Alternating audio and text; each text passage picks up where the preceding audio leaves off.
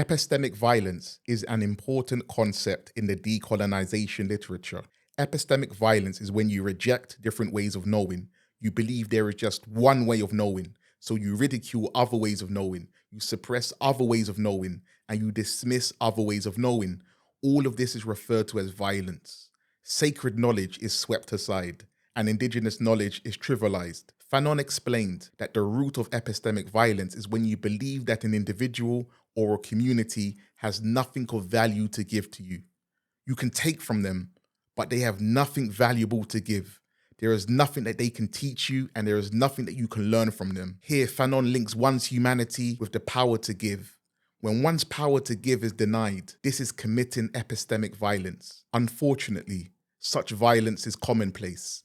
Every single person listening to this is capable of such violence. I recall a neighbor that used to sit and wait outside his house for hours. Every day, he seemed very lonely. It was as if he just hoped to talk to someone, anyone. He just wanted to give. He just wanted to feel human. But because he looked disheveled and unkempt, we denied him. We avoided him until he was no longer there. Apparently, he had died in his house alone. By denying him his ability to give to us, we had killed his humanity long before he physically perished. Another example of epistemic violence was an exchange on LinkedIn. A student posted a comment on LinkedIn about the difficulties of getting onto a doctoral program. She sensed that something felt wrong because her white friends were able to gain access with no problems. Another student posted the same concerns. Something felt wrong. Then this man posted his violence. He dismissed their concerns. He rejected their lived experiences. He asked them if they had any statistics to prove their claims. Somehow he believes that numbers are the only way to arrive at the truth. It is the only way to know. What was most disturbing about this exchange was the silence that followed his violence. The students did not reply back. It seemed that his violence was very effective. It may have led students to doubt their claims because they could not prove it. Perhaps it caused the students to believe it was all in their heads. Or perhaps the students believed that they were the problem, not the system. This is the result of denying someone's power to give. You place them in a position where they are only fit to receive. It is inappropriate for them to be anything other than a recipient. So they themselves devalue what they have. They may even hand over what is most precious to them because they see no value in it. People have to invest something of themselves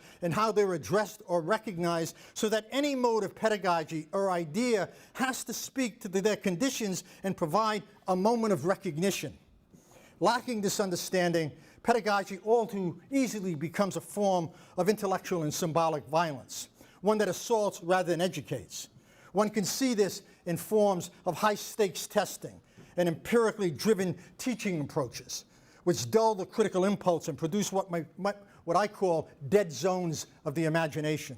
I completely understand. It may be difficult for some to see this as violence. Many would say that we should only use the term violence for physical violence. We all remember the children's rhyme, "Sticks and stones may break my bones, but words shall never hurt me." If only this was true. Physical wounds often heal days, weeks, or months later, but the right words, emitted with a violent intent, may take a lifetime to heal, if they heal at all. Sometimes the scars from verbal abuse are not easily detectable. They can be buried so deep that it causes us to behave in ways that we are not totally aware of. We may separate words and actions into these neat categories, but they are intimately linked. It is also a way to understand the whole colonial structure of oppression. If we only fixate on the brute physical force, we will overlook the more sophisticated build-up that led to the physical force. Napoleon came to Egypt in 1798. I think it's the first really important modern imperial expedition. So he invades the place, but he doesn't invade it the way the Spaniards invaded the New World, looking for loot. He comes instead with an enormous army of soldiers, but also scientists, botanists, architects, philologists, biologists, historians, whose job it was to record Egypt in every conceivable way and produce a kind of scientific survey of Egypt, which was designed not for the Egyptian, but for the European. And, of course, what strikes you, first of all, about the volumes that they produced is their enormous size. They're a meter square. And all across them is written the power and prestige of a modern European country that can do to the Egyptians what the Egyptians cannot do to the French. I mean, there's no comparable Egyptian survey of France. To produce knowledge, you have to have a power to be there and to see in expert ways things that the natives themselves can't see.